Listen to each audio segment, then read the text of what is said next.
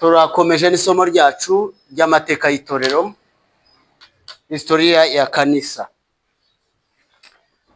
Kama tulivyoona, tunafika wakati wa matengenezo. Wakati wa matengenezo ni kipindi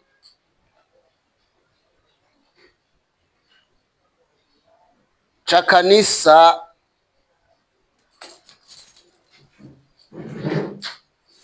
cha Sardi, kanisa la Sardi linalolinganishwa na wakati na kipindi cha matengenezo. Rero turavuga iki? Kama tulivyosema wakati uliopita, tuliona ya kwamba kanisa lilikuwa katika giza baada ya kuanguka kwa Constantinople. Kanisa liliingia katika giza, itorero ryagiye mu gihe cy'umwijima. Itorero katolike ritangira kuyobora itorero uko rishaka, kirigendere kuri Bibiliya, bashira handi mahame yabo bonyine adahagaze ku ijambo ry'Imana. Ibyo byatumye rero muri kino gihe cy'itorero rya Sardi habaho abantu bahaguruka baravuga ngo itorero rigomba gusubira ku gihe. Walikutana na upinzani mkali sana ambao ulitokana na kanisa Katoliki, kwa sababu kanisa Katoliki halikutaka mageuzi. Ntabwo itorero Katolika ryifuzaga ko bimpinduka, ariko habonetse abahaguruka. Nubwo bahuye n'intambara zikomeye, bararwanwa, abandi baricwa, abandi baratwikwa, ariko kugeza ubwo itorero ryongera kandi gusubira urufatiro rw'intumwa. Hapa tunaona nani? Twegekeraho urugibuke aho ngaho. Hapa tunafika Martin Luther. Ngira ngo twari tugeze kuri Martin Luther. Niwe mwana matengenezo, ni nawe mbarutso ya Protestant mu buryo bugaragara.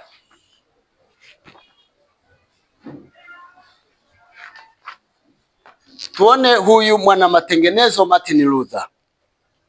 Martin Luther alizaliwa mnamo mwaka wa 1483. Baba yake aliitwa Hannas na mama yake aliitwa Margaret. Alizaliwa katika familia ya kimaskini. Baba yake alikuwa mfanyakazi katika mgodi wa madini. Martin Luther alisoma teolojia katika vyuo vikuu vya Erfurt na Edgard. Mnamo mwaka wa 1505 alitunukiwa shahada ya kwanza katika falsafa na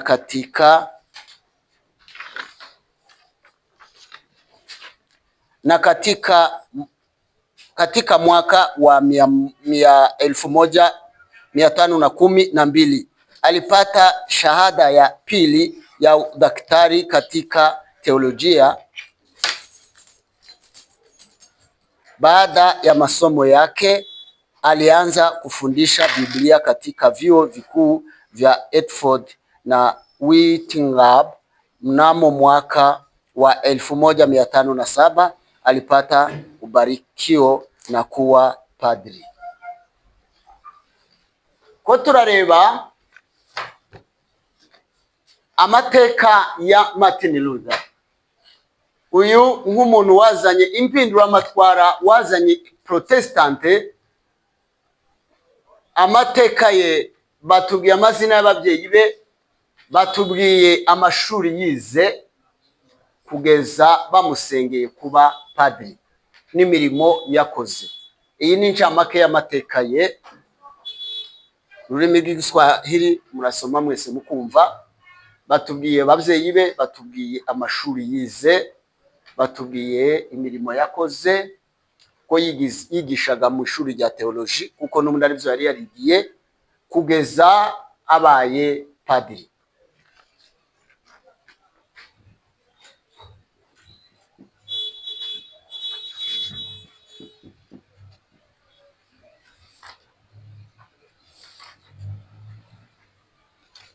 Uyu Martin Luther, kuko twari tubivuze, ndiye mwana matengenezo aliyeleta mabadiliko makuu.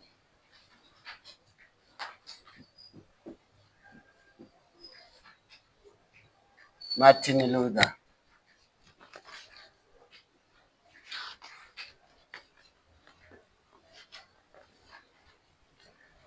Unaweza tusaidia, tunaendelea kusoma. Aya ni amateka ye twarimo tuvuga.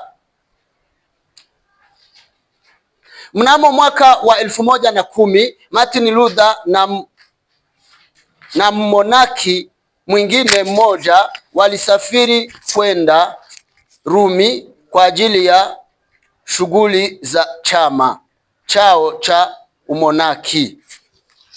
Abamonaki twavuze ko ari bande? Wa monaki. Tulisoma wa monaki.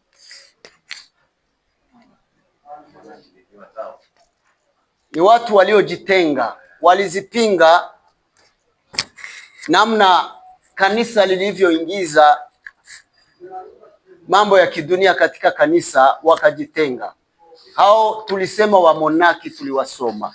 Huyu Martin Luther alikuwa na rafiki yake mmoja monaki. Walishika safari wakaenda Rumi. Huko uyu Martin Luther yari uwo muri Germany, mu Budagi. Barahava baja i Roma kubw'imirimo y'iki chama chabo cyangwa iyi ministeri yabo y'abamonaki. Alikuwa Rumi, alishangaa kuona udhalimu uliokuwa ukifanywa na mapadri huko Rumi. Yabonye ibintu biteye isoni bikorwa n'abapadiri ubwo yarageze i Roma. Urumva ko yaratuye mu Budage nubwo yari umupadiri, noneho afashe urugendo agiye i Roma ku cicaro c'urusengero rukuru rwa Katoliki aribwo bakoreramo. Martin akiwa monaki alipata mabishano makubwa moyoni mwake, na alijiuliza namna gani ambavyo angeweza kupata rehema ya Mungu. Alijipiga, alifunga na kujitesa kwa muda mrefu ili aweze kusamehewa dhambi zake. Abonye ibintu bikorwa mu rusengero bidahesha Imana icubahiro, yagize intambara mu mutima we. Abona ko yayobye, yataye inzira y'Imana. Agira igihe cyo kwihana no kwiyiriza, asenga asaba imbabazi, kubera ko yari yamaze kubona neza ko hari ibintu bataye.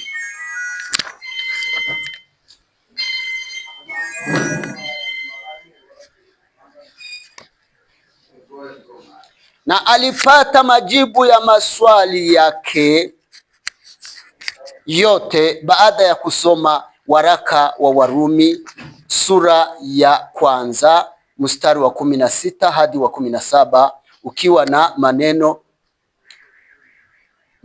mwenye haki ataishi kwa imani.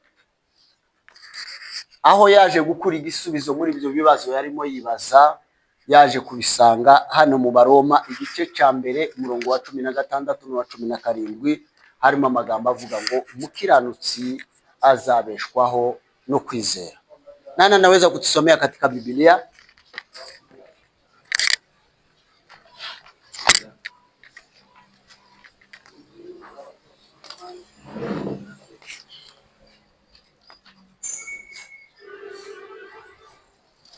Nani anaweza kutusomea? Ndio wadusomera Baroma. Baroma igice cha mbere murongo wa 16 na 17.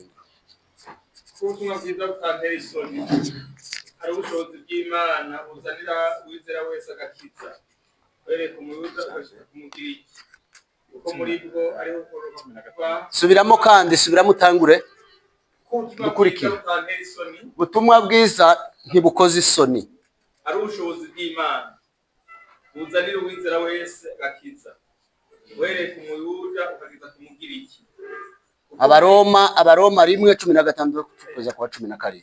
Uko muri bwo ariho ukugoroka kuva ku Mana gushurwa guheshwa no kwizera kwagwiza ukwizera nkuko handitswe umugororotsi azobashwa mu kwizera. Yego, haya ni maneno aliyoyagundua. Yabonye ko hari ibintu yatahuye abona ko ntaho yobihera. Turumvikana, abona ko ntaho yobihera abiserutsa kuko byari biteye ubwoba. Turi kuri Martin Luther, ari we leader wazanye Protestant. Amaze kuva iwabo, amaze kuva mu Budage ageze i Roma, noneho mu cicaro gikuru niho yabonye ibintu bibi bikorwa mu nzu y'Imana. Umutima umucira urubanza, agera igihe asenga aza gukura igisubizo hano. Ijambo ryavuze ngo ubutumwa bwiza ntibukoze isoni. Yarafite ubwoba, ndaseruka he? Ni gute no kwihandagaza nkavuga ngo iri dini katolika ryarayobye ibi bintu binini? Ariko bigeze aho ijambo ry'Imana riramubwira ngo ubutumwa bwiza ntibukoza isoni, kandi rimwereka ko umukiranutsi abeshwaho no kwizera, kandi atahura ko twakijijwe n'ubuntu bivuye mu kwizera. Ibi byamuhaye ujasiri wo kubasha kugira ico ahagarara, abasha kugira ico avuga. Tuendelee.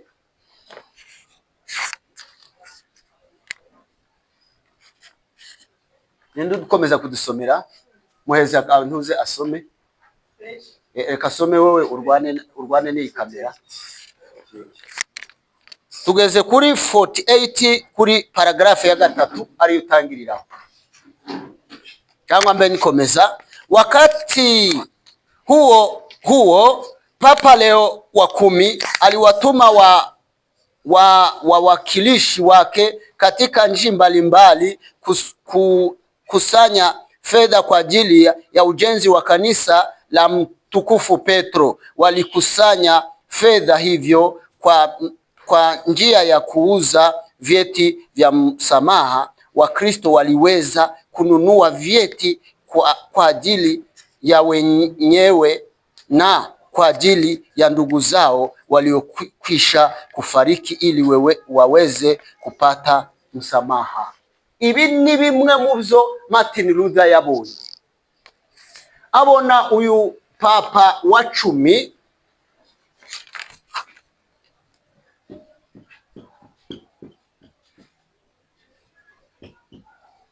Papa Leo wa 10 muri chiffre Rome 10 nuko baryandika,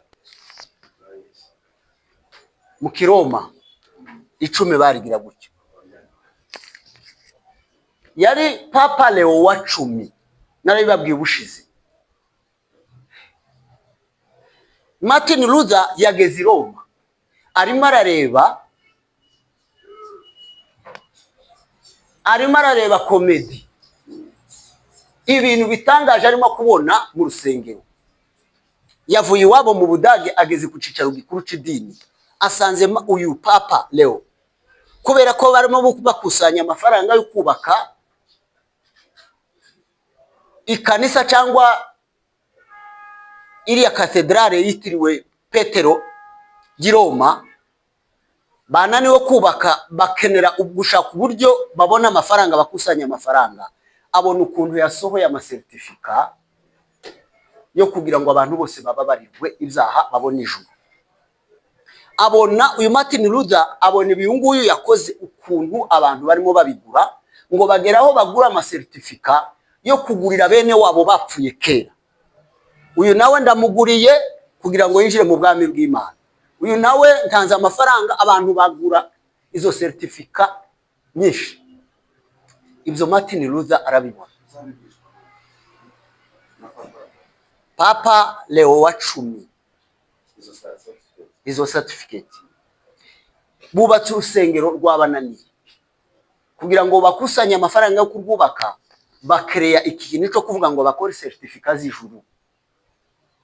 Nuyigura uzaba wemerewe, uzaba ubabariwe, uzaba kwemerewe kuja mu ijuru. Noneho batangira no kuzigurisha kubwa bapfuye, kugira ngo umuntu wapfuye ufite wasiwasi ko ataba yarageze mu ijuru, gura certificate yinjire mu ijuru. Mwene wabo bakayimugurira kuko mugenzi wabo yapfuye. Ibi byose Martin Luther arabibona. Ibyo byagiye bimusheshagura mu mutima. Aravuga ati itorero katoliki riri mu mwijima, ryarataye umurongo w'itorero ry'intumwa uko zarisize. Tuendelee. Komeza iyo paragrafi kurikiraho ya 4. Luther alipinga vikali jambo hili. Ndiyo. Pamoja na mambo mengine ambayo yalikuwa kinyume na maandiko matakatifu. Martin Luther alipinga haya pamoja na mengine yote ambayo yalikuwa kinyume na maandiko matakatifu. Ibi Martin Luther yarabirwanije, arwanya n'ibindi bintu byose bitari bijanye n'ivyanditswe. Tuendelee. Kwa kuandika hoja 95 na kuzibandika katika mlango wa kanisa, hoja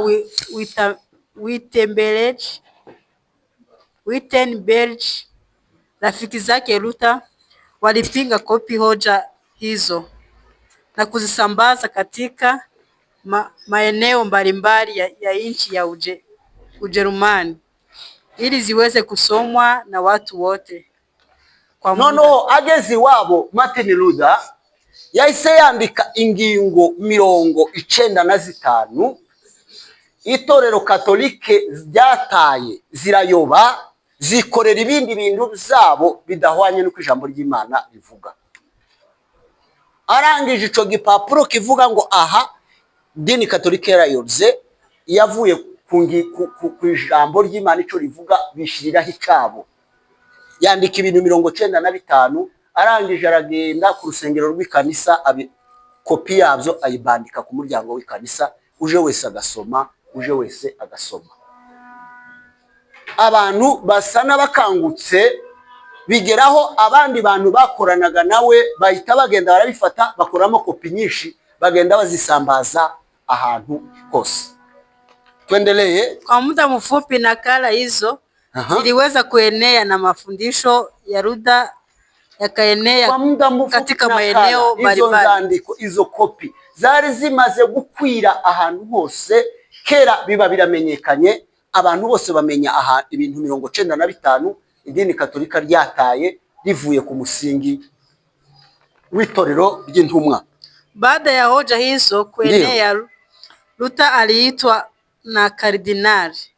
Ibi bimaze kumenyekana, kardinali yahamagaye Martin Luther, ngwino wowe wisobanure bino ubisisibiranye hakiri kare. Tuendelee. Kajetani katika mji wa Duzimbaraj. Ibi ni imijyi y'Abagiriki y'Abadage zigora gusomeka. 1518 kardinali huyo alimtaka Luther kukiri makosa yake, lakini Luther alipinga swala hilo. Uyu kardinali yaramuhamagaye ngo Martin Luther, ibi wakoze genda ku mugaragaro uzihane niho ubabarirwa. Ibi bintu wakoze kera byakwiriye ahantu hose, kugira ngo tubisisiranye nuko ubivuguruza ugahagarara hari ukihana ko wakoze icyaha.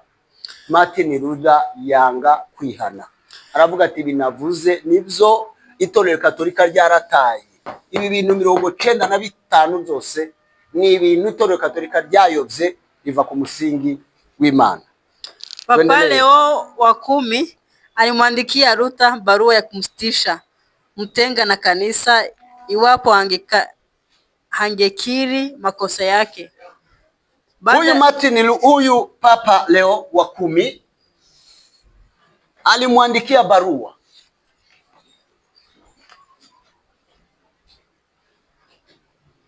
ni karibu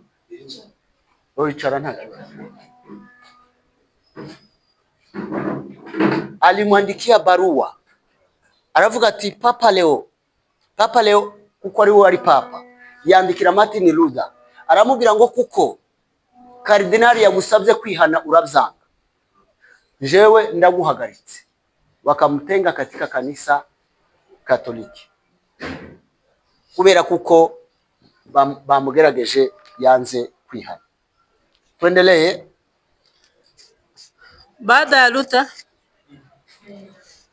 kuipata barua hii, alichoma moto hadharani mbele ya kadamnasi. Alichoma moto Martin Luther ahise afata rwa rwandiko bamwohereje wo kumutenga, ahita arutwika abantu bose bareba. Mnamo wa mwaka 1521 Luther alitengwa rasmi na kanisa Katoliki. Luther aliitwa katika mkutano uliofanyika katika mji wa Ulm.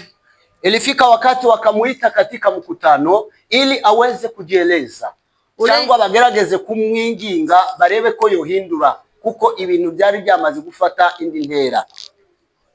Ndio ulioitishwa na Kaisari Charles wa tano ili aweze kusikilizwa na kumaliza mgongoro. Urumva hari ku ngoma ya Kaisari Charles wa gatanu, alimuita aweze kusikilizwa na kumaliza mgogoro.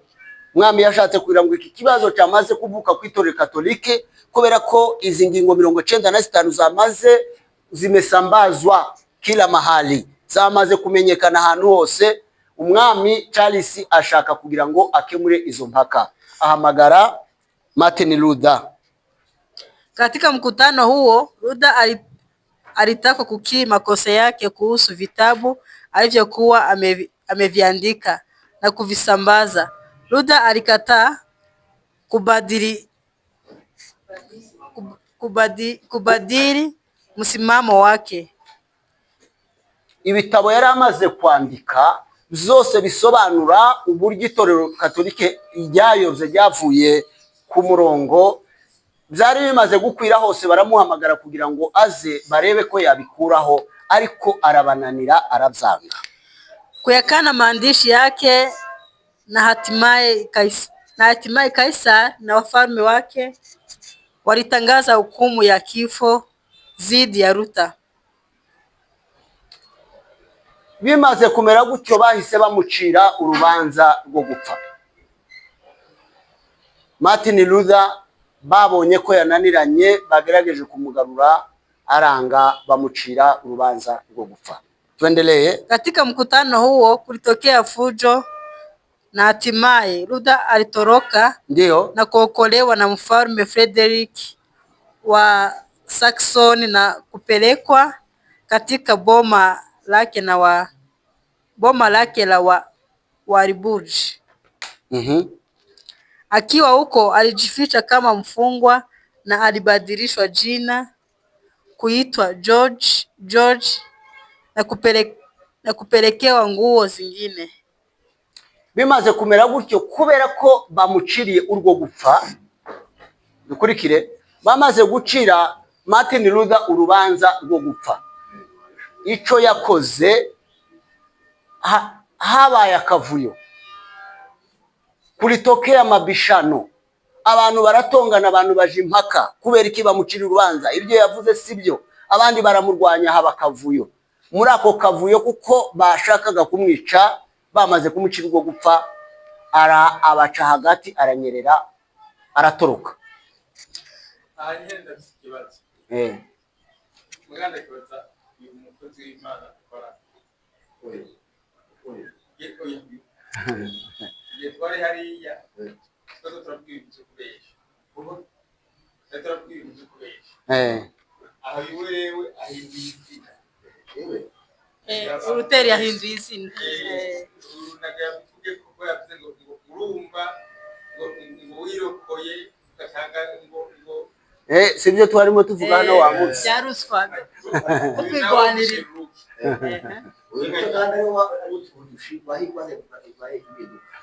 Martin Luther yahise ahungira mu Bwongereza.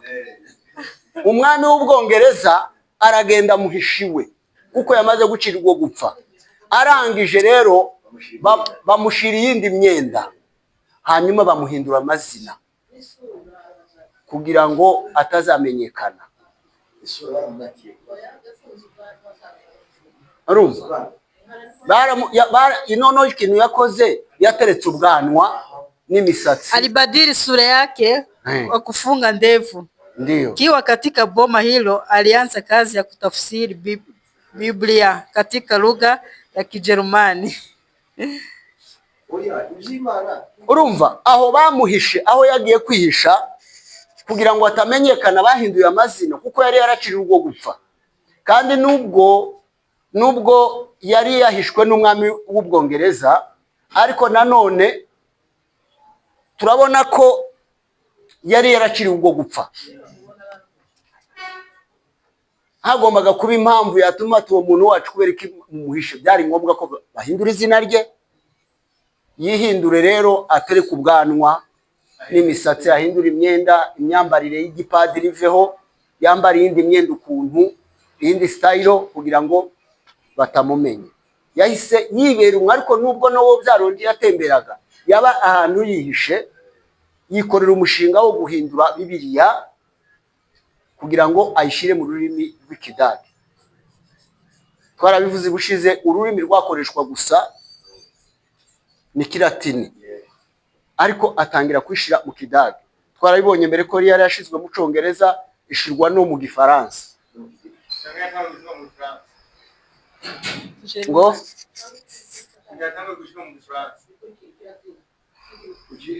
oya, Ikigiriki nico ca kabiri. Yeburayo ni ca mbere, Ikigiriki hanyuma ca gatatu ni Kilatini. Ni Kilatini. Urumva? Hanyuma oya,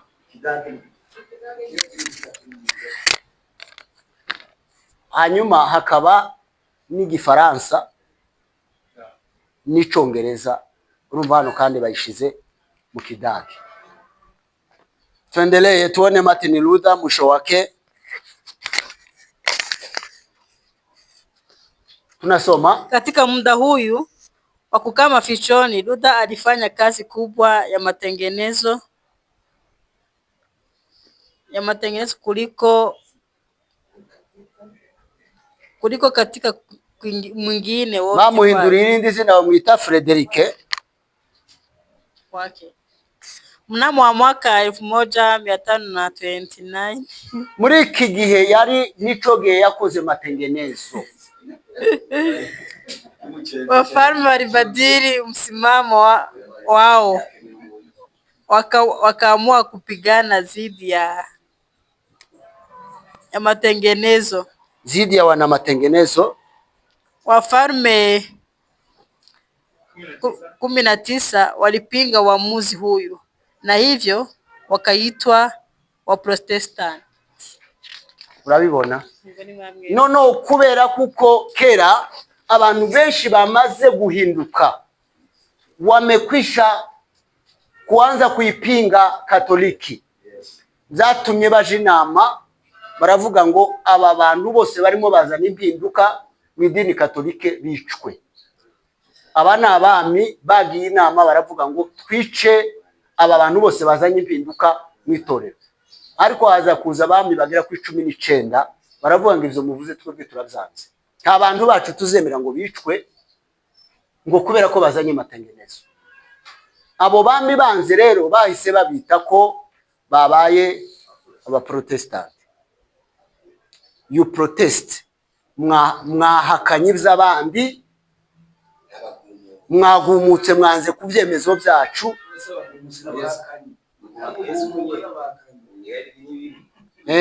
Ni muri urwo rwego bigiye guhura, ari guhakana ari kugumuka, ni meme shows. Aho rero ni naho izina Protestant rero ryahise litangira liragagara.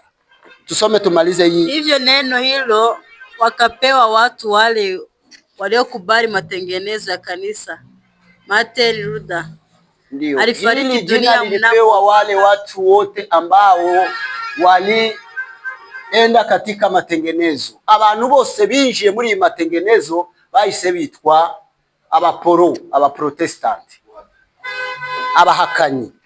Martin Luther alifariki dunia mnamo wa mwaka 17 Februari 1546. Yaje kurwara rero, iyo yarari ararwara, iyo yarari aho yari yihishe kugeza apfuye.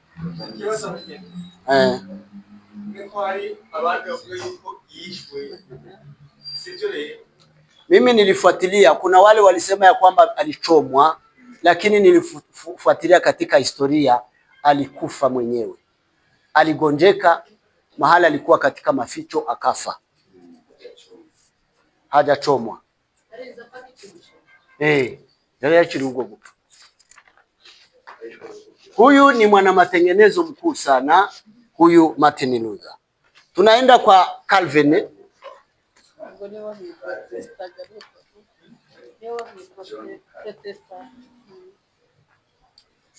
John Calvin.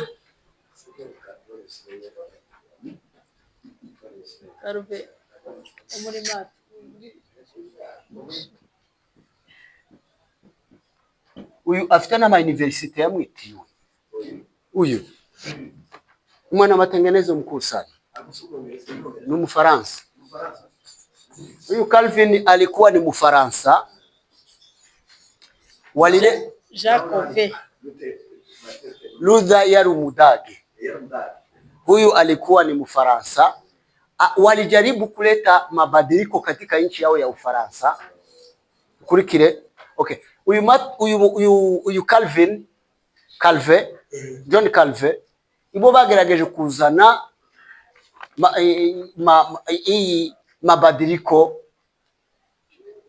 wala matengenezo katika nchi ya Ufaransa, muri Katolike yabo yo mu Bufaransa, lakini walipigana, walikutana na upinzani mkuu sana. Bararwanijwe cyane kugeza ubwo bahunga. Kurikire, uyu Calvin na bagenzi be bahungiye hehe? Bahungiye muri Swiss.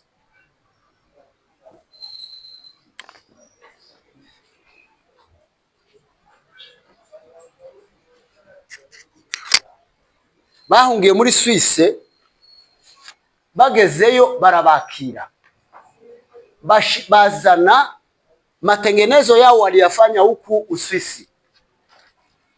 Sweden, ni Sweden. Mabadiliko yao waliyafanya huku Sweden. Kuko bahunzi wabo babonye babarwanije cyane, bahise bahungira muri Sweden. Mu Bufaransa, muri Swiss. Biratandukanye. Uyu ni Uswisi ntabwo ari Swiss. Niyo mpamvu uzabona idarapo y'Ubuswisi ni umusaraba. Ni umusaraba.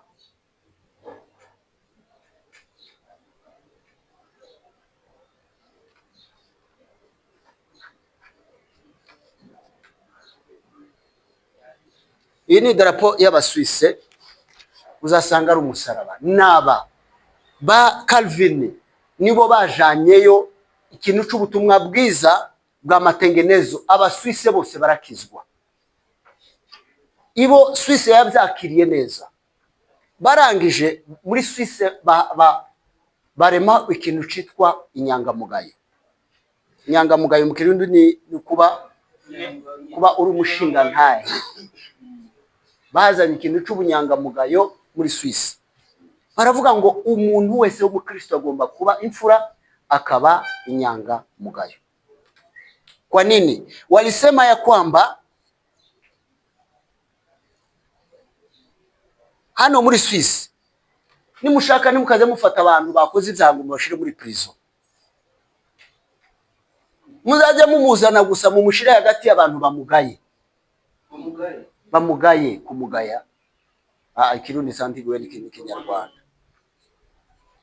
Kumugaya mu Kirundi sasa no kumusuzugura. Sasa mu Kinyarwanda gacho kumugaya ni ukuvuga ni ukumu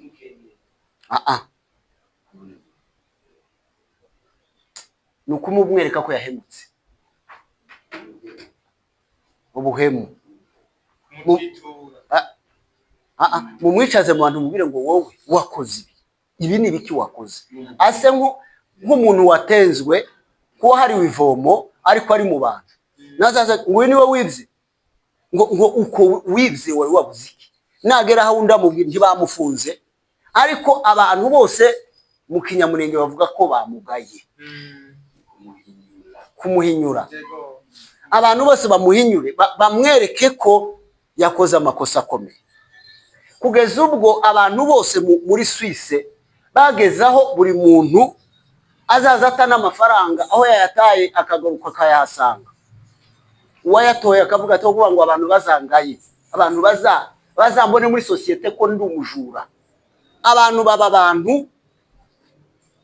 bakiranuka kubera uyu John Calvin na bagenzi biwe.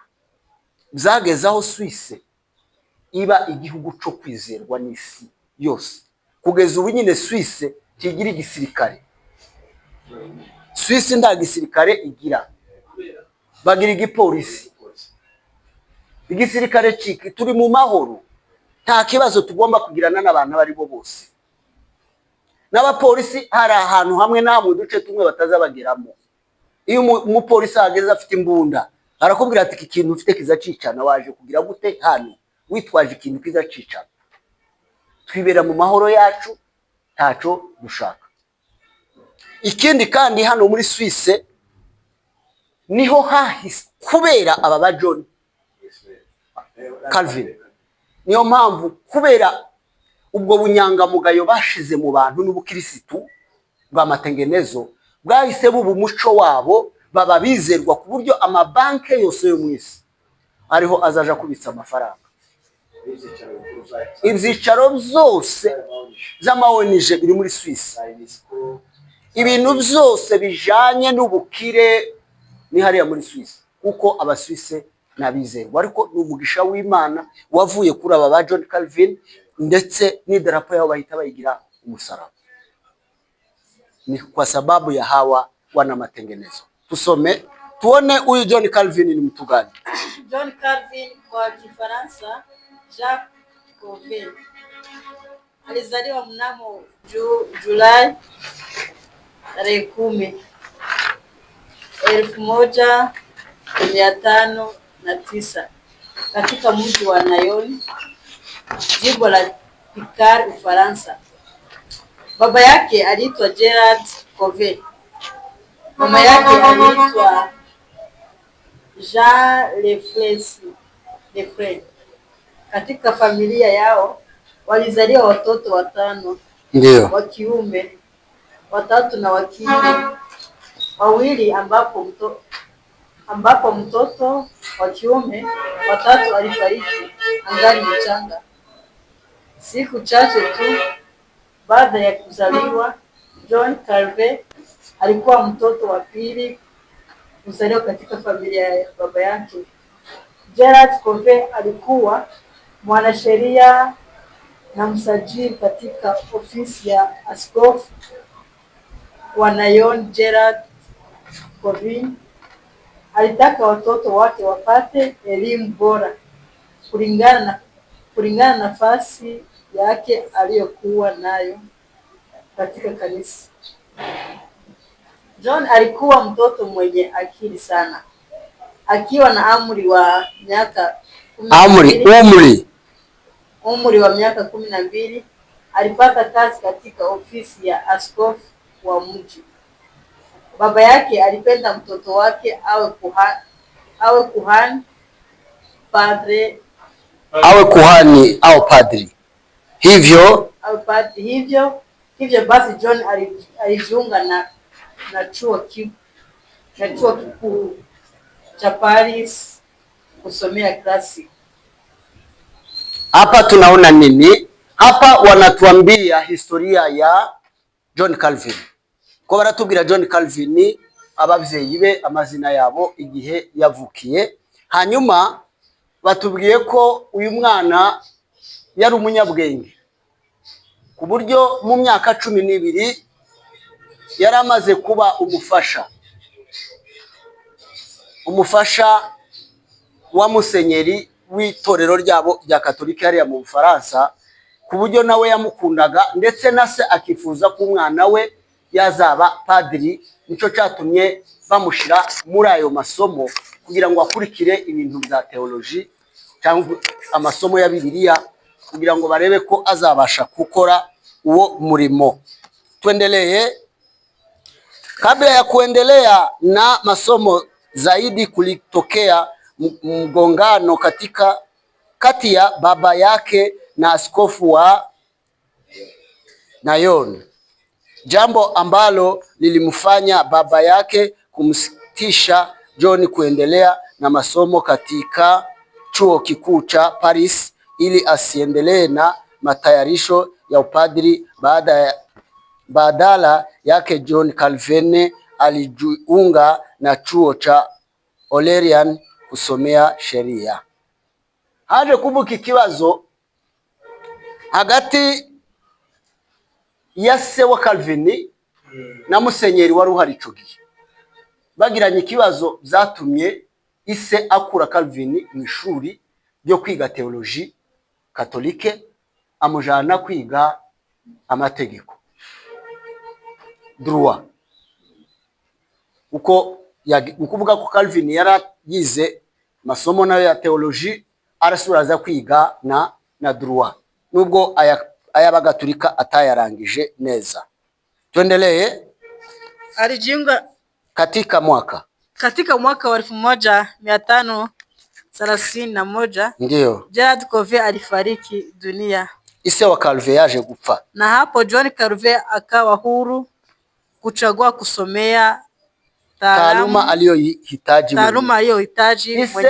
Ise wa Calvin amaze gupfa, Calvin yabaye ubohotse kwihitiramo nono amasomo yishakira gukurikira, kubera ko ise wamuhitiraga makiri umwana yapfuye. John Calvin alirudi Paris tena, japokuwa baadaye kidogo tena alirejea katika chuo Orleans kumalizia masomo yake ya sheria. Yego yasubiye Paris, nubwo yamaze igihe gito aja kurangiza ya masomo yiwe y'amategeko yari yaratangiye. Akiwa Paris alichapisha kitabu chake kimoja alichokiita Ufafanuzi wa Kitabu na Seneca.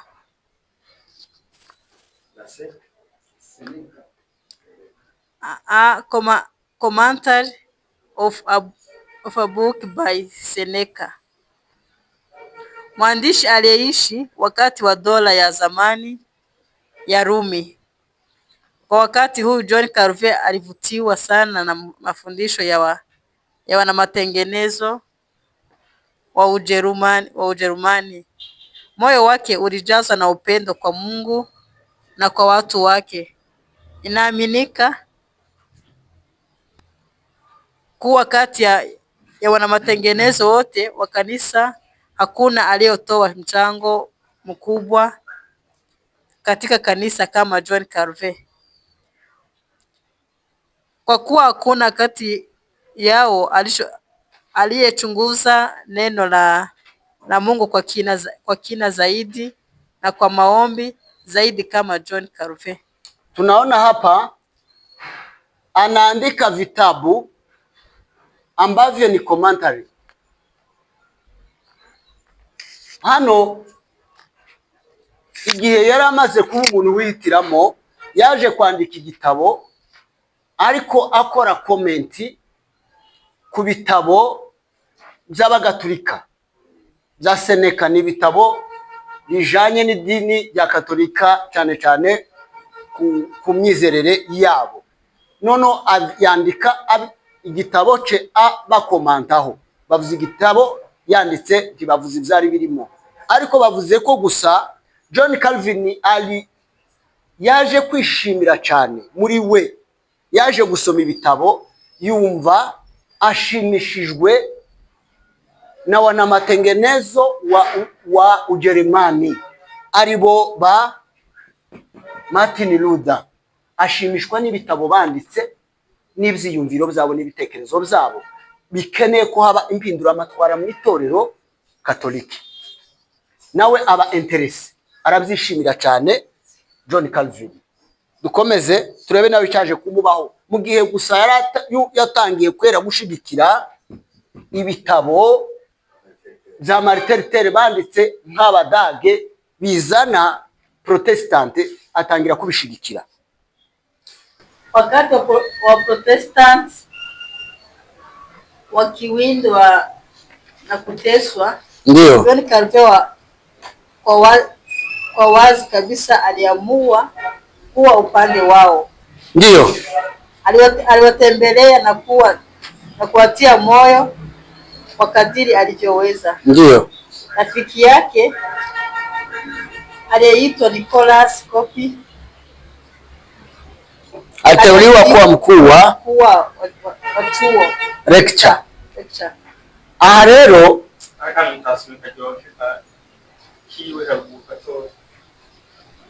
John Calvin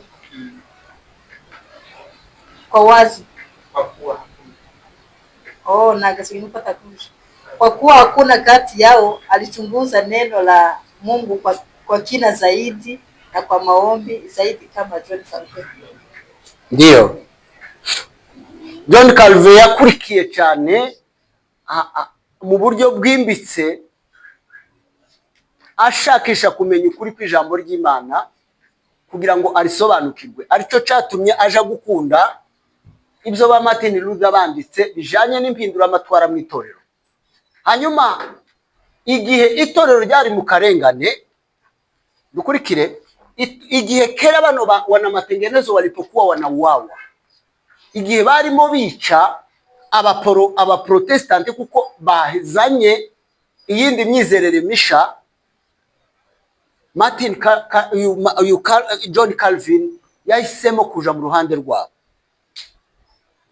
Nubwo yari atariwe, ariko yumva arabashigikiye uko barengana, akaja kubahumuriza ati mukomere mwihangane, ibyo muvuga ni ukuri. Hano twari tugeze, aza kugira umugisha, wari inshuti ye aza gutorwa kuba umuyobozi wa kaminuza nka kolege wiwe, baramutoye ni ubaye umuyobozi wa kaminuza.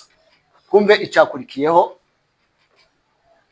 ionekana kuwa John Calvin alimsaidia kuandaa hotuba yake ya ufunguzi, ambayo katika hotuba hiyo Nicholas alishambulia sana kanisa la Roman Catholic na kusisitiza kufanyika kwa matengenezo. Komeza. Baada ya hotuba hiyo, Nicholas alishambuliwa na wanazuoni wenzake na viongozi wengine na kuitwa mzushi, na akalazimika kukimbia na kwenda kuishi na wakimbizi kule Uswisi, Basel, ili kuokoa uhai wake. Baadaye John Calvin alisulishwa. Tukiwa hapo twari tuvuze iyi nshuti yiwe yitwa Nicholas. Dukurikire, inshuti ya John Calvin bamutoreye kuba uyobora kaminuza lecture. Noneho yagombaga guhagarara imbere y'imbaga y'abanyeshuri n'abandi bose bakuriye ikigo cy'ishuri, agakora disikuru. Iyi disikuru rero yagiye gusoma, ngo bigaragara ko John Calvin kuko yari inshuti niwe wamufashije kuyandika. Mu magambo rero yahagaze avuga asoma disikuru yiwe, uyu nguyu Nicholas, ngo alishambulia dini Katoliki la Roma, ko ryarwanije wanamatengenezo. Arangije gusoma iyo disikuru avuga ko idini Katolika ryakoze amakosa, kurwanya abantu, kurenganya abantu kubera kuko bazanye impinduramatwara mu itorero. Yarangije iyo disikuru, hahita hazamuka ikibazo. Ari abanyeshuri wanachuoni chuo kikuu, abantu bose bakora muri ico kigo baramuhagurukira Nicholas, tugutoreye kuba none ibindi bikutangiye kuvuga hano imbere y'abantu. Wakaanza kumwita mzushi, azanye ibintu by'inzaduka, azanye amagambo y'iki y'amacakubiri. batangira kumurwanya. Yahisemo guhunga aja kwifatikanya n'abajya abantu barengana baraho bari muri Suisse. Aha bari mu Bufaransa, nibyo nakubwiye, nibyo nababwiye ngo bari mu Bufaransa baja guhungira hehe? Muri Suisse. John Calvin n'uyu nguyu barahunze bose baja muri Suisse, nibo baremye igihugu ca Suisse kuba ari igihugu kimeze kuri. Tuendelee. Baadaye John Calvin alihusishwa kwamba alishirikiana na Nicolas Coppi, hivyo mwaka uliofuata na yeye alilazimika kukimbia kwa ajili ya usalama wake na kwenda Basel, Uswisi. Mji wa Basel ulielezewa kuwa mji wa uhuru na wa makimbilio kwa miaka mingi. Ndiyo. Noneho nyuma yabwo urabona ko Nicolas yahunze yagiye mu Buswisi. Niho bari baragize ngo niho hari umujyi w'ubuhungiro ku bakirisitu, ku ba Protestant. Noneho nyuma yabwo hagiye gushira umwaka, niho baje uwabo yarahunze, niho baje gutahura ko uwabimufashijemo yari John Calvin. Nawe kuko yabonaga ko ubuzima bwe buri mu mutekano muke, nawe arahunga asanga uwabo amusanga muri Suisse, abariyo bahungira. Ariho narimo mvuga ko aribo baremye Suisse. John Calvin n'uyu Nicolas nibo bashitse batangira kubwiriza ubutumwa bwiza muri Suisse. Abanya Suisse baba abantu bakijijwe, ariko cyane cyane bagahagarara ku bunyanga mugayo. Tuendelee. Baada ya kukaa Basel kwa mwaka mmoja, John Calvin bari barahungiye mu mujyi witwa Basel, niwo wari witwa ngo n'umujyi w'ubuhungiro. Baada sokomeza. John Calvin alimaua kwenda Istanbul. Ameandika vibaya. Aliamua kwenda Istanbul. Lakini ilikuwa vigumu kwa yeye kuendelea kuwepo kule kutokana na vita ilivyokuwepo kati ya Mfalme Francis wa kwanza na Mfalme Charles wa tano.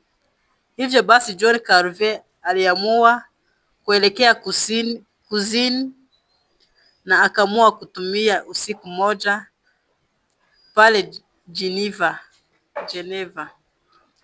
Baada ya taarifa za ujio wa John Calvin kumfikia William Ferrar, mwana matengenezo ya kanisa wa Ufaransa pale Geneva, alimkaribisha John Calvin na kumuomba kukaa pamoja naye na kuendeleza kazi ya matengenezo ya kanisa pamoja. Hivi ndivyo John Calvin alivyoingia rasmi katika kazi ya matengenezo ya kanisa. Nasaidikiwa kuwa John Calvin aliokoka mnamo wa mwaka 1530. Ndiyo. Ferrari aliandika rasmi. Hapa tunaona Calvin anamkuta Nicolas huko Uswisi, wanasaidiana kufanya kazi ya utengenezo, na inasadikiwa ya kwamba John Calvin aliokoka katika mwaka huo wa 1530. Dukomeze. Ferrari aliandika rasmi ya ukiri wa imani na Calvin aliandika andiko lake na uisho wa muundo wa kanisa Geneva ya organization mnamo Januari 16 na 1137. Waliwasilisha rasmi yao mbele ya baraza ya mji. Mwaka huo huo baraza ilikubali na kupitisha rasmi hiyo. Noneho John Calvin na mugenziwe na uyu Ferrari kuko bari abantu bari barize bakoze amategeko, nimba navuga ngo n'amategeko, amabwiriza ajanye noneho nuko idini ryabo uko aba Protestant bagomba gusenga. Ukiri wao twavuze ko bakatolika bageze igihe bashira ukiri wawo uko bizera ibyo batura, twizera Imana Data, Imana Umwana n'Umwuka, ibyo bizera uko babigenza.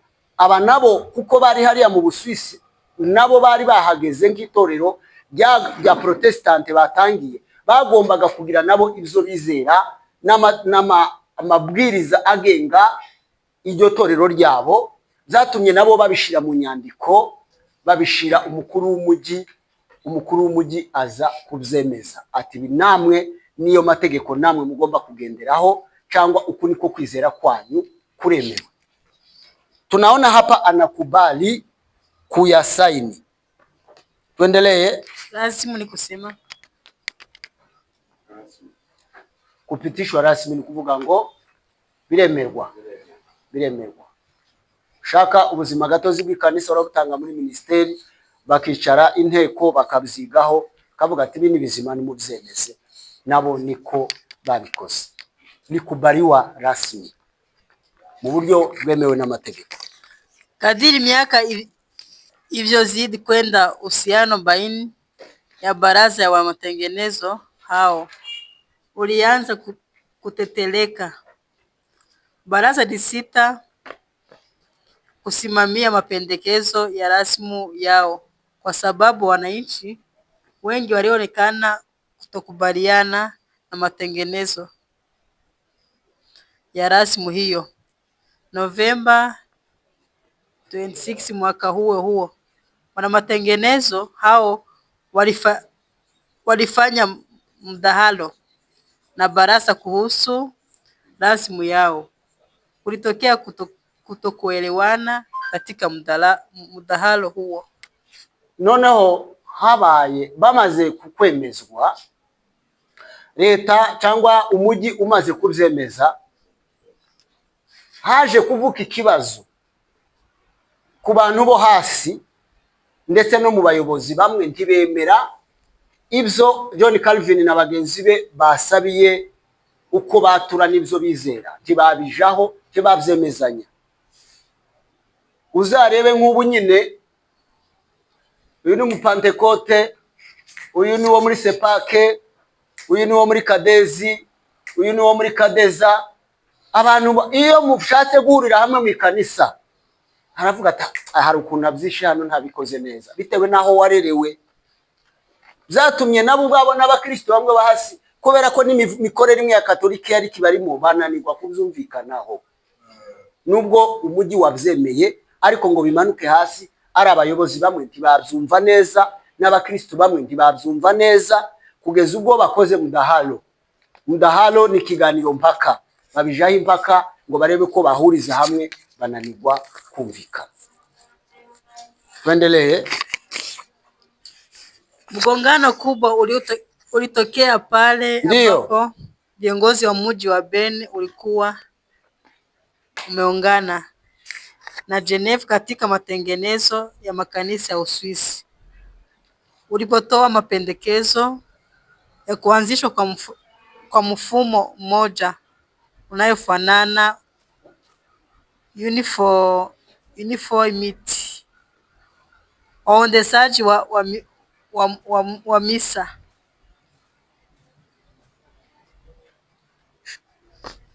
Moja ya mapendekezo hayo ilikuwa ni kutumia kwa mkate usiotiwa chachu katika sakramenti ya Ekaristi takatifu.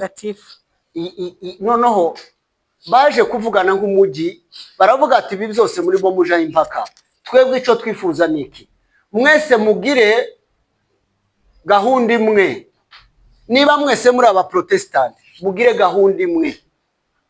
Tibagira bamwe ngo baracarimo bakurikira ibya katolike, ngo abandi barakurikira ibi, abandi barakurikira. Dukeneye ko abantu bose bagira umurongo umwe bagenderaho, gahunda zimwe. Abari byo baza kumvikana mu rwego rw'abayobozi, babifashijwemo n'abayobozi ba leta. Ariko icyo baje kwemezanyaho kimwe gikuru, turumvikana, ni mkate usiowekwa chachu.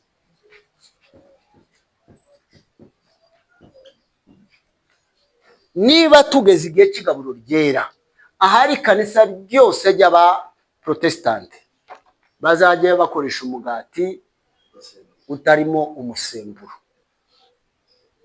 Iyacu dukoresha ibirimo imisemburo. Iyacu dukoresha ibirimo umusemburo.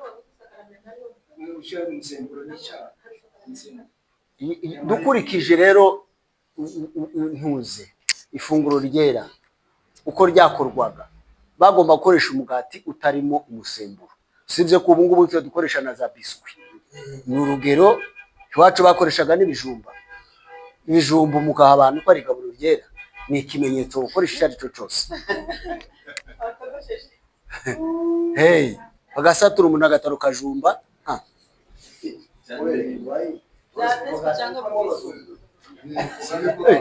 Mu kiraro bakoreshaga n'impengeri. Ese impengeri mu kirundi bazita imvungure, intete, gideri.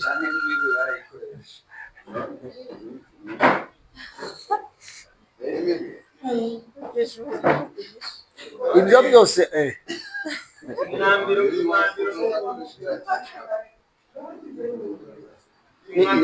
ni iriya produit nyine, iriya revire bashira mu mugati kugira ivyimbe, za amandazi kugira vyimbe, tiyari yemewe. Bagiraga igihe cyo kurya imigati idasembuwe. Umunsi w'igaburo ryera bakoreshaga imigati idasembuwe, kubera ko kuva bava mu Egiputa, kuva Abisirayeli bava mu Egiputa, Imana yabategetse kubaga intama, amaraso bakayasiga hariya ku nkomanizo z'imiryango, hanyuma inyama z'intama bakazirya zokeje, bakazirisha imboga zisharira. Imana yari yababwiye ngo mbere yuko mukora ibyo bintu byose, mubanze mufate imisemburo yose iri mu mago yanyu muhite hanze. Yego, ni revire. Yego. Muti imigati, amarevire yose, imisemburo yose muhite hanze, mubone kurya byo kurya bya Pasaka. Ku buryo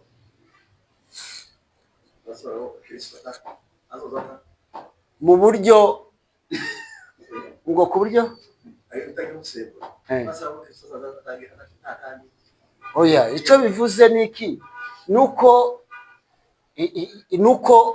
muri Kristo Yesu nta kwishushanya, nta kwishushanya, no kuvangaho n'ubundi bavanze amazi n'intuze. Ariko revire izigira ikintu uko kitari, ariko umugati utarimo umusemburo wigumira uko umeze. Nimba ari mutoya uguma ari kujya ari muto, ariko revire barashiramo ibyimbishe, uzaza utamira ukagira ni material amafafa, uzarebe intuzi urakanda gutya umugati ukawugira ukaba wawupfunyika. Ariko kubera ko uri muri revire kikaba ikintu kingana gutya, nta originalite, si original, harimo cyataye umwimerere wacu ko cyagombaga kuba kimeze siko kimeze, bagishizemo ikindi. Ni ukuvanga kuko bari babivuze, ni ugushiramo ibidakwiriye. Aha rero baje kwemezanya ko mu bintu byose bagomba kugenderaho, amakanisa yose hari ibintu bege bemezanyaho, ariko baravuga ngo kuko ijanye n'umugati bazaza bakoresha umugati utarimo revire. Dukomeze. Wanamatengenezo hao hawakuwa tayari kufuata wala kutekeleza, hawakuendesha misa ya sakramenti ya Ekaristi, wakisubiri mkutano wa sinodi kule Zurushi. Wanamatengenezo hao wali hawakuwa tayari kufuata wala kutekeleza kwa kuendesha misa ya sakramenti na Ekaristi, wakisubiri mkutano wa sinodi kule Zurich. Icyo bari bakeneye abanamatengenezo bino byo barabyanze, kongera kandi gukora ibintu by'ifunguro ryera bimeze nk'iby'abagatolika, twebwe titubishaka. Twashaka gukora ibindi, ariko bashizeho uwo murongo wa Sacramento baravuga ati twebwe nk'itorero y'amatengenezo ntitubishaka.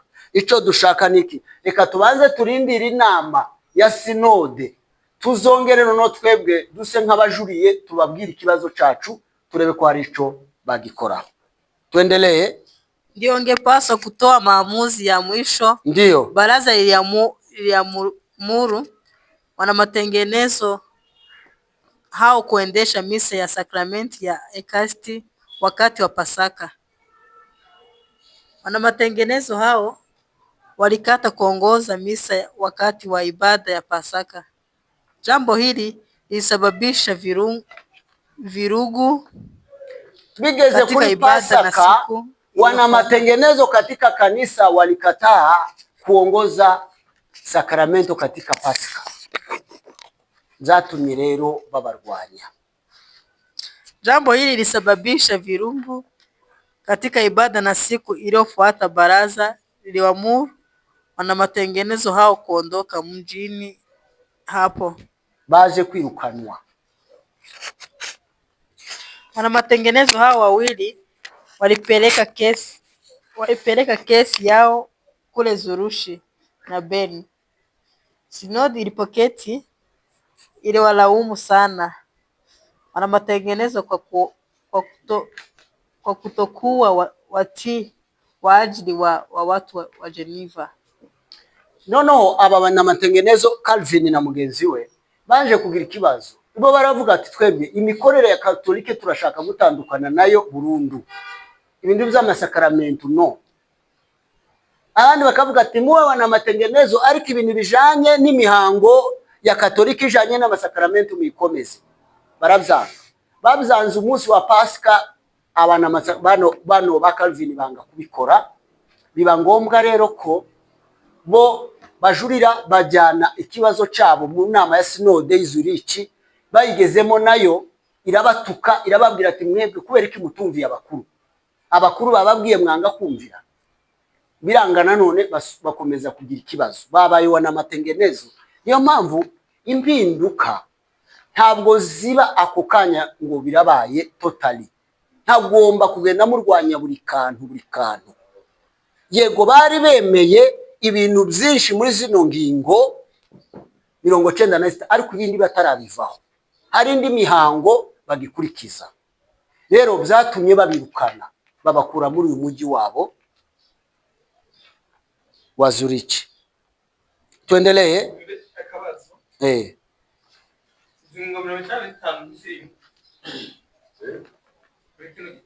Oya ntabwo zirimo.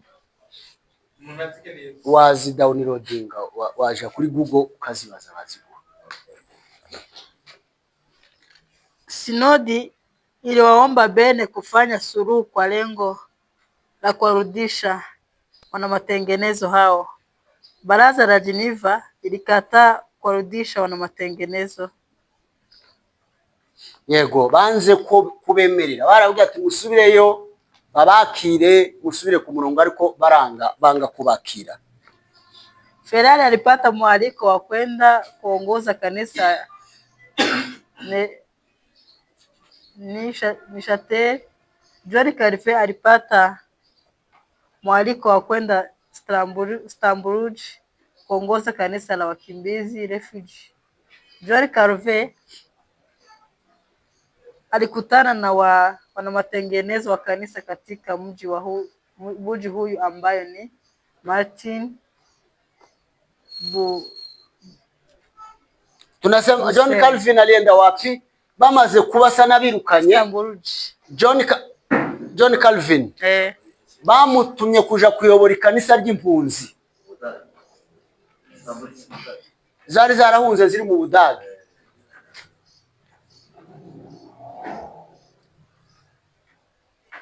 Lakini ilikuwa vigumu kwa yeye kuendelea kuwepo kule kutokana na vita ilivyokuwepo kati ya mfalme Francis na mfalme Charles wa tano. Hivyo basi John Calvin aliamua kuelekea kusini na akaamua kutumia usiku mmoja pale Geneva. Baada ya taarifa ya ujio wa John Calvin kumfikia William Ferrari, mwana matengenezo ya kanisa wa Ufaransa pale Geneva, alimkaribisha John Calvin na kumuomba kukaa pamoja naye na kuendelea kazi ya matengenezo ya kanisa pamoja. Hivi ndivyo John Calvin alivyoingia. Nasubiye kuri tugeze kwa paragrafu ya mwisho. Tugeze hano, walifugaji Kapilo. Miezi michache baadaye John Calvin alipewa uraia katika mji huyu, ule mji wa Istanbul. Katika kipindi hiki John Calvin hakuambatana na kanisa moja tu mbalimbali. Alifanya kazi katika makanisa kadhaa yakiwemo Nicholas na kanisa la Dominika. Aliwahudumia. Paragrafu ya mwisho.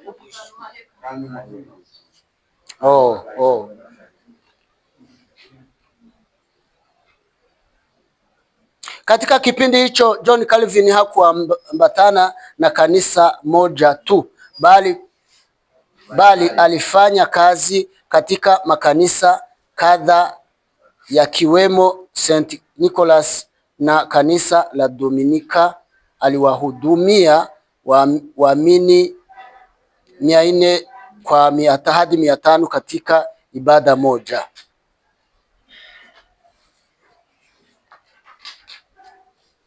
Tuendelee. Aha ni hamwe yagiye kubwiriza mu makanisa, yahamaga kuja kubwiriza makanisa y'impunzi. Rafiki zake walimshauri John Calvin kuoa, lakini yeye alikataa.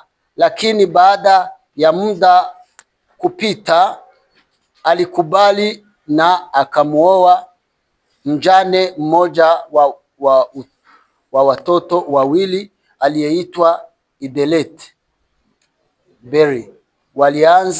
Walizaa mtoto mmoja wa kiume aliyefariki siku chache tu baada ya kuzaliwa kwake.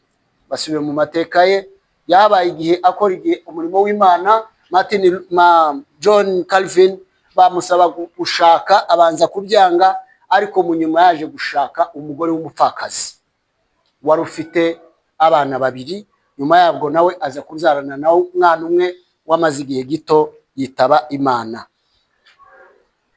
Mke John Calvin alifariki baada ya miaka tisa tu tangu kuona kwao. Hashize imyaka 6 abanye n'uwo mugore, uwo mugore yaje kwitaba Imana. Aya ni amateka ya John Calvin. Dukomeze. John Calvin alikaa kwa muda wa miaka 3 hivi Istanbul.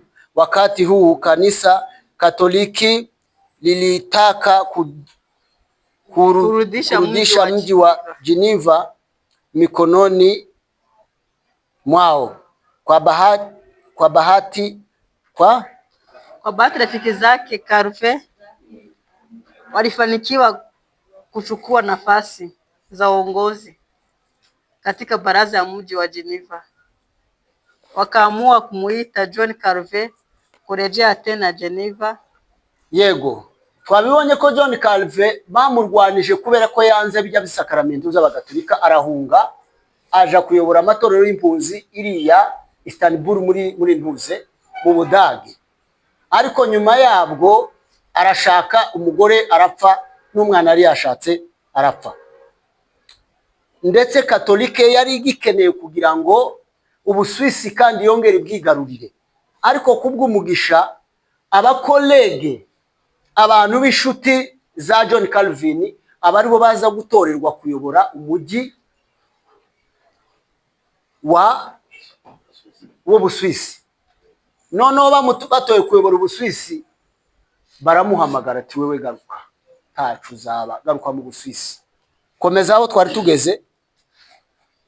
John Calvin alipokelewa kwa furaha mno. Yego, bamuhamagaye kugaruka baramwakira na akapewa jukumu la kurejesha mfumo wa maisha ya kijamii na kidini kulingana na neno la Mungu.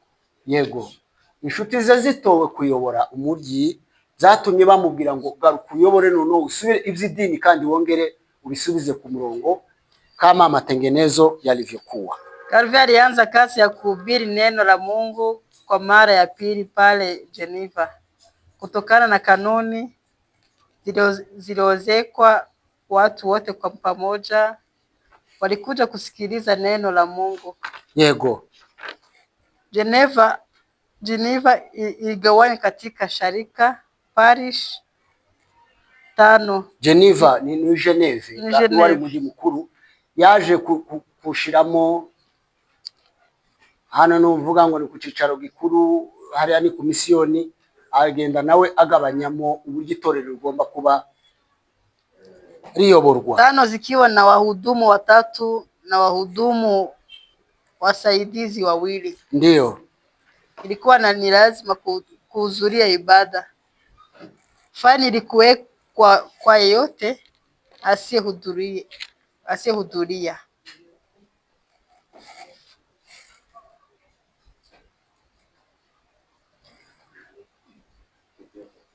Tunafika tugeze kuri paragrafe ya 3. 1, 2, 3, 4.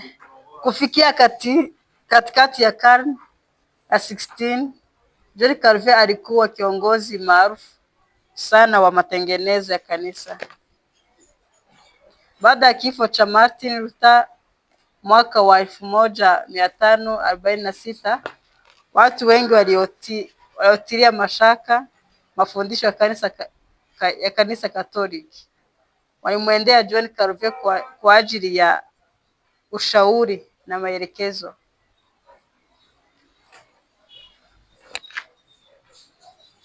Unafika? Wanasema nini? John Calvin niwe basangaga kubera ko twavuze urupfu nkuze yapfuye Martin Luther. Kuva Martin Luther apfuye, urupfu rwe rwatumye abantu benshi batangira kuva muri Katoliki bagatangira gukurikira cyane inyigisho z'abaprotestanti. Uwo begeraga uzisobanukiwe ni John Calvin. Niwe abantu bose basangaga ngo abasobanurire inyigisho z'abaprotestanti uko zo ziba zimeze, kuko n'ubundi twabivuze ko ari we washizeho uko amategeko abigenga. Tuendelee.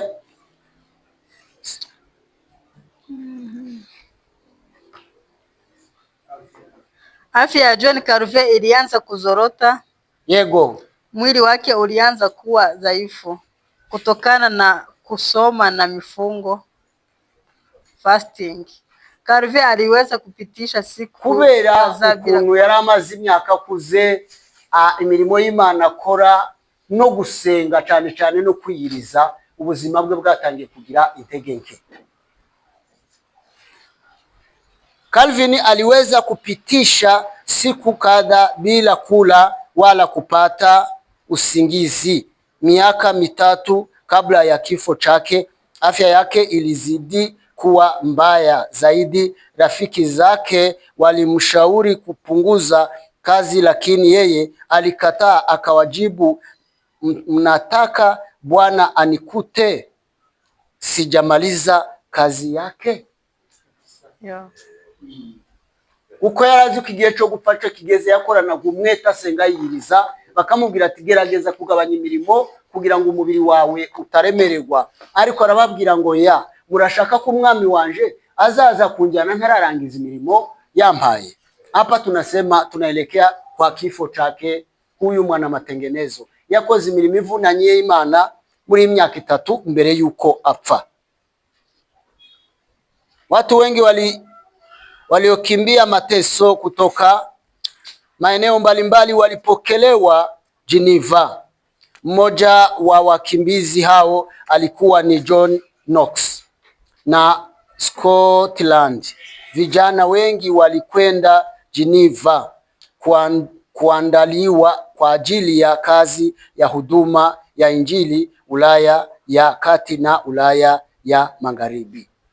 Twabivuze ko Geneva mu Geneve niho abantu bose bahungiraga.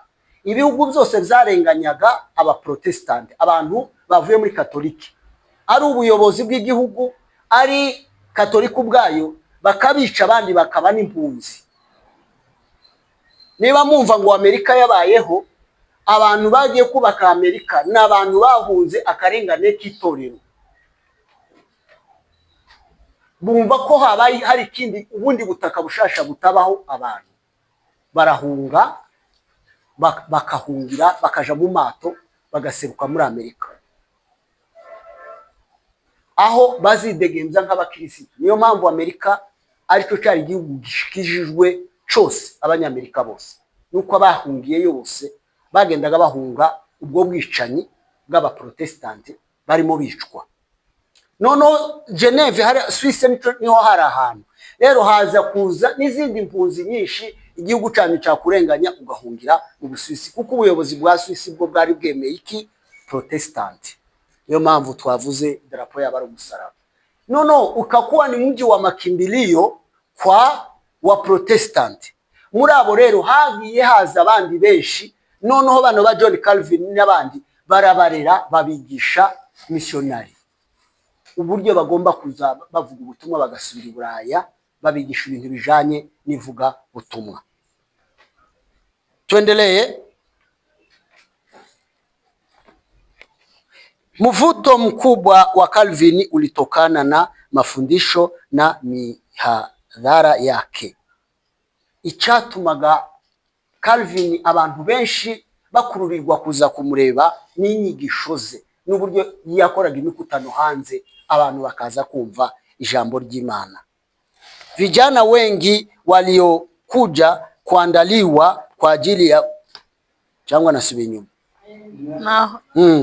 kwa ajili ya huduma, waliporudi kwao walibeba kweli ya neno la Mungu katika mioyo na akili zao. Ndio waleneza nuru ya Injili katika maeneo yote. Yego, abantu bazaga basanga Calvin hariya mu Busuwisi akababwiriza bavuye mu bihugu byabo, akabigisha umuco w'Imana ukarasira mu mitima yabo, bakazasubira iwabo bagiye kubwiriza ubutumwa bwiza.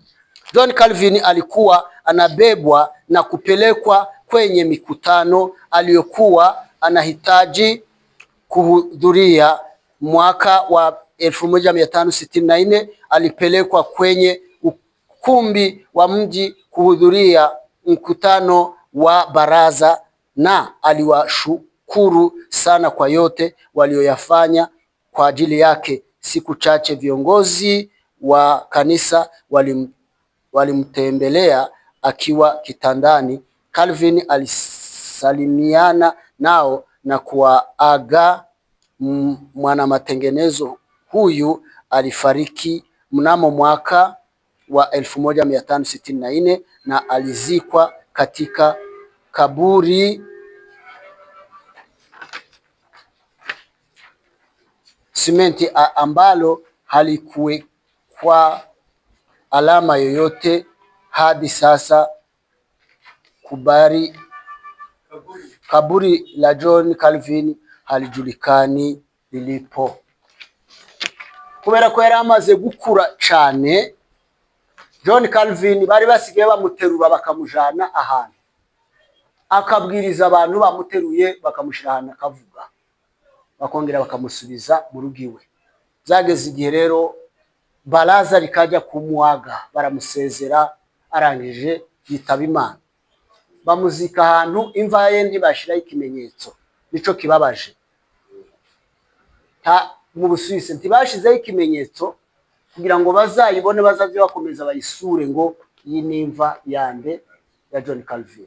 Yarapfuye, baramuzika, kugeza n'ubu ntibazaho imva ye iyi, kuko imva zindi bashiragaho ikimenyetso, noneho abantu bakaza baza kuyisura, ariko kubera kuko nta kimenyetso bashizeho hadi sasa watu hawajui John Calvin alikufa namna gani. Tunaenda kwa John Knox. Naye ni mwana matengenezo. Twavuze ngo mu bantu uyu John Knox ni umwe mubazaga kuyu Calvin kumva ijambo ry'Imana. Tunasema wana matengenezo, abazanye impindura amatwara barwanya Katolike uburyo yayobeje itorero. Turabona hano uyu nawe witwa John Knox. John Knox alizaliwa katika miaka ya 1513 katika Haddington, mji ndogo kaskazini mwa Edinburgh, Scotland. Maisha yake ya awali yalimwezesha kukutana na watu wengi, na elimu yake ya juu ilimwezesha kuwafikia watu wa hali ya juu katika jamii. Alipoteza wazazi wake akiwa bado mtoto. Knox alijifunza Kilatini shuleni ya Haddington mwaka 1599. Alianza masomo ya teolojia katika chuo ya Mtakatifu Andre. Aliwekewa mikono ya ukuhani mwaka wa 1536, ila hakuajiriwa katika nafasi hiyo kutokana na Scotland kuwa na makuhani wengi. Tuendelee.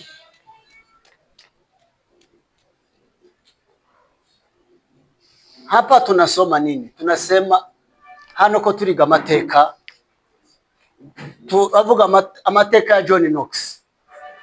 Naye ni mwana matengenezo. Tunaona alizaliwa wapi, wazazi wake, majina yao.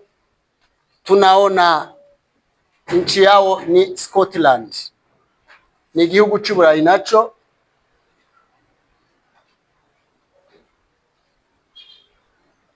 Hanyuma tunaona ya kwamba yego turacari muri Sarudi. Angalia wana matengenezo.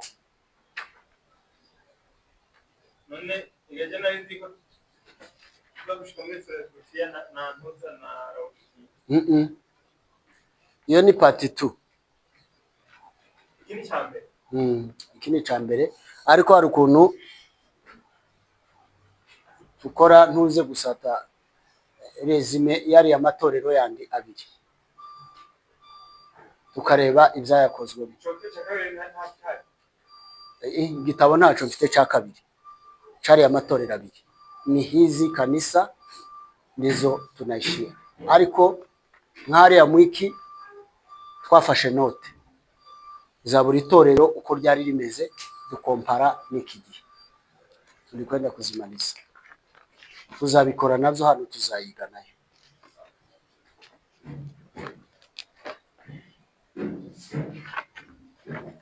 Iki ni kipindi cha Sarudi. Tuendelee. Mwaka 1540 utawala wa Scotland ulianza kuwatesa wahubiri wa neno la Mungu. Turabona Scotland ariho uyu nguyu John Knox nawe ariho akomoka, kandi nawe ari mwana matengenezo. Igihugu cyabo cyatangiye kurenganya abasenga,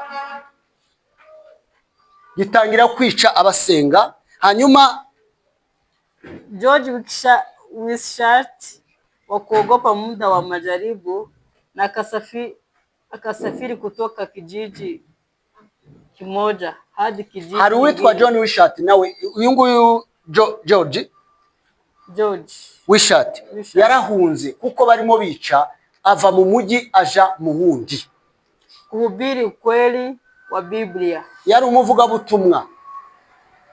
Knox kwa kushawishika na ujumbe wa Wishart aliamua kusindikiza kama mlinzi wake. Yego, uyu John Wishart niwe wari umuvuga butumwa. Niyo uyu John Knox yarataraba umuvuga butumwa. Yule ambaye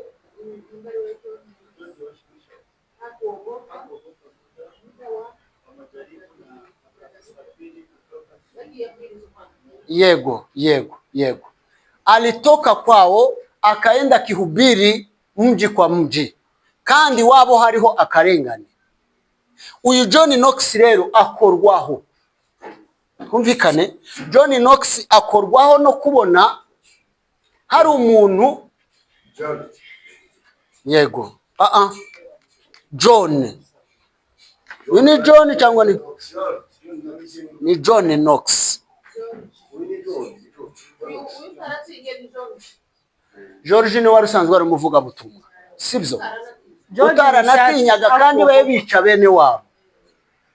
Uyu John Knox rero akorwaho n'ibyo George arimo abwiriza wishati.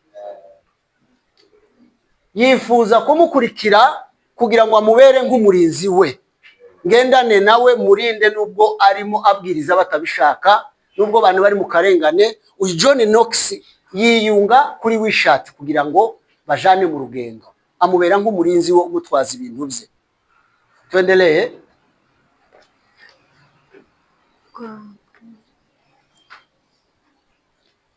Knox kwa kushawishika na ujumbe wa Ishati, ndio aliamua kumsindikiza kama mlinzi wake. Ndio nivyo twari tumaze kuvuga, akiwa na mapanga mawili. Yego, John Knox twazaga imipanga ibiri kumkinga mhubiri huyu kugira ngo arinde Wishati zidi ya vitisho vya watesi. Ndio kwa wakati kwa kiti tano, kwa wiki tano alimsindikiza Wishati katika kuhubiri kwake. Alimsindikiza Wishati katika kuhubiri kwake akiwa na mapanga mawili, mpaka mamlaka yaliamua kunyamazisha sauti ya mheshimiwa huyu kwa kufunga gerezani. Bagerageze kumucecekesha, bagera naho bafata Wishati baramufunga muri gereza. John Knox aliamua kujiunga naye na kumuunga mkono. Ndio. Lakini Wishati alimusii arudi nyumbani akisema, hapana, rudi kwa watoto wako na Mungu akubariki. Wishati aramubwira ati, njyewe nafunzwe ko ndazira ubutumwa bwiza, wowe wari waje kundinda, none nafunzwe, subirayo uje muhira, uje mu rugo rwawe usanga abana bawe. Mmoja anatosha kuwa kafara. Knox alirudi. Ariko abakozi b'Imana bazavuga amagambo meza ye. Umvise ijambo Wishati yavuze, njewe umwe ndahagije kuba igitambo citangira abandi, titube babiri wowe taha. Mmoja anatosha kuwa kafara, njewe umwe ndahagije kuba igitambo, ngapfa wowe taha. John Knox akarudi. John Knox asubira iwabo, ariko yamaze gukongera.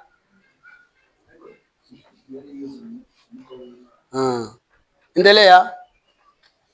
Henry Barnabas, mmoja wa waheshimiwa, alifurahishwa na kipaji chao cha ufundishaji wa matengenezo na kuungana na mhubiri John Rudge kwa kumwalika Knox kuwa mkuu wa kanisa na mchungaji wa kanisa la nyumba ya Mtakatifu Andre. Knox alikataa mwaliko huo na kusema hawakuwa na mamlaka ya kutoa wito huo na kurudi chumbani mwake. Yego, John Knox bagezeho abana bagabo nabo bari abakirisitu, baramuhamagaye nuno Henry Bentley na mugenzi we ngo naze ababere umuyobozi w'itorero, ariko baramwangira. Bashaka ko ayobora itorero rya St Andrew, ariko arababwira ngo mwebwe ko murampamagara ariko ntimufite ubwo bubasha, ntimufite ububasha bwo kumpindura umushumba uko mwebwe mutabifitiye ubushobozi. Wiki chache baada alihudhuria ibada ambayo mhudumu alitetea kanisa la Kikatoliki kuwa mke wa Kristo. Knox alishindwa kunyamaza na kuzungumza kwa kwamba kanisa la Kikatoliki sio mke wa Kristo, ni kahaba. Yarateye ku karere. John Knox rero aje ahantu mu materaniro abona umukatolike arimo abwiriza, niba ari umupadiri, avuga ngo itorero gatolika ni umugeni wa Kristo. John Knox ngo ananirwa kwihangana, arababwira ati byo muvuga murabesha, ahubwo itorero katolike ni indaya ya Kristo. Bavuye kuri Kristo baje kuba indaya. Tuendelee. Kanisa liomba maneno yake yachunguzwe. Nani? Kanisa lilitaka waliomba maneno yake yachunguzwe. Ndio.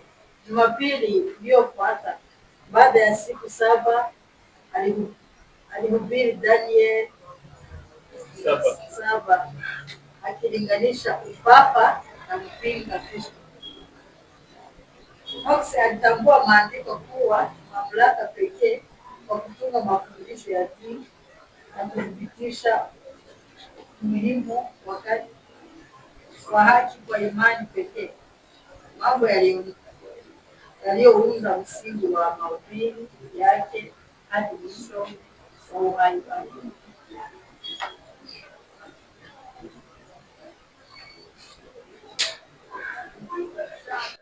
Aha turabona iki rero,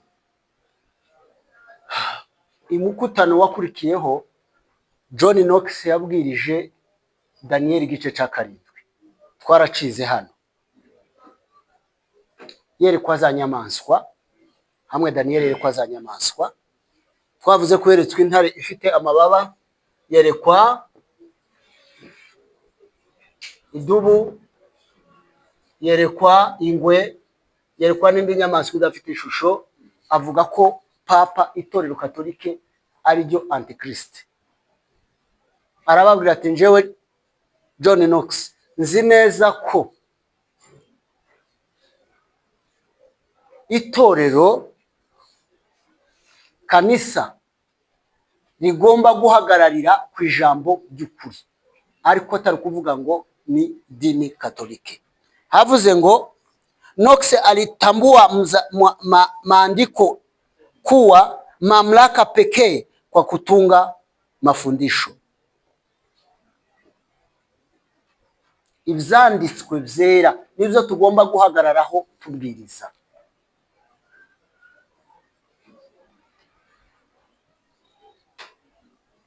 Mambo yaliyounda msingi wa mahubiri yake hadi mwisho wa uhai wake. Yavugaga ko ukuri kw'ijambo ry'Imana ariko kukwiriye kubwirizwa konyine. Siku kadhaa baadaye John Knox alitoa maandishi ya mafundisho yanayopinga utaratibu wa misa, purgatori na maombi kwa wafu. Ndipo palianza kazi ya John Knox aliyetokea kuwa mmoja wa wahubiri wa kupinga mafundisho potofu ya kanisa. Nyuma yabwo yaje kwandika inyandiko ziwe arwanya cyane itorero katolike kubijanye na purgatori. Purgatori ngira murayumva? Yego. Nubundi niyo purgatori. Bakatolika bakavuga ngo umuntu yapfuye aha ni mu ijuru,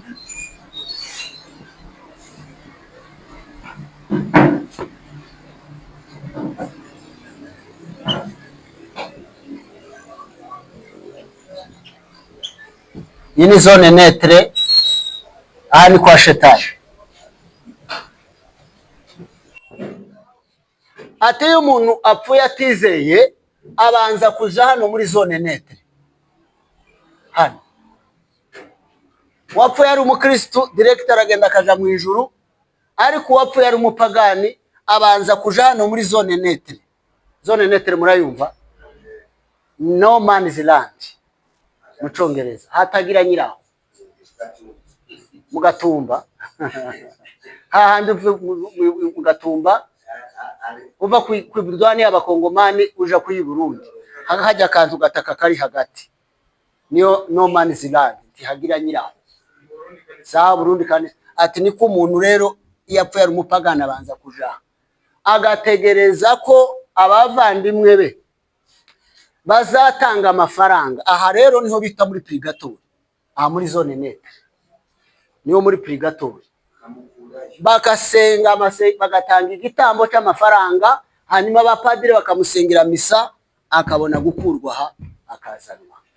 Ibi nibyo John Knox mu nyandiko ze aliyapinga haya, ndio maana anaitwa naye mwana matengenezo, kuko hari izo yakosoye biriya hariya.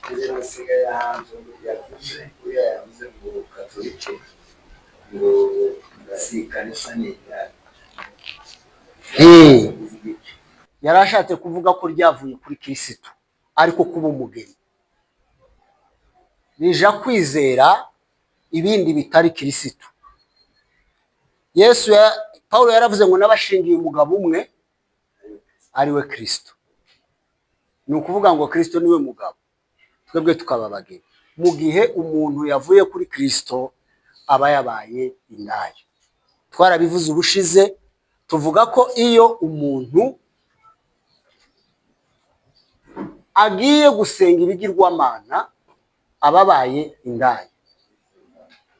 Niyo mpamvu muri Bibiliya isezerano rya kera, iyo wumva Bibiliya kiravuga ngo ubwoko bwabaye abasambanyi, igihugu cabaye abasambanyi, ntabwo ibivuga buno busambanyi bw'umubiri busanzwe, ibivuga igihugu ko cavuye ku Mana kikaja kubigirwamana. Mu isezerano rya kera hose aho uzasanga bavuga abantu muri timu ko babaye abasambanyi, ntabwo ari ubusambana busanzwe, keretse ari umuntu personal. Iyo bavuga umuntu personal muri isezerano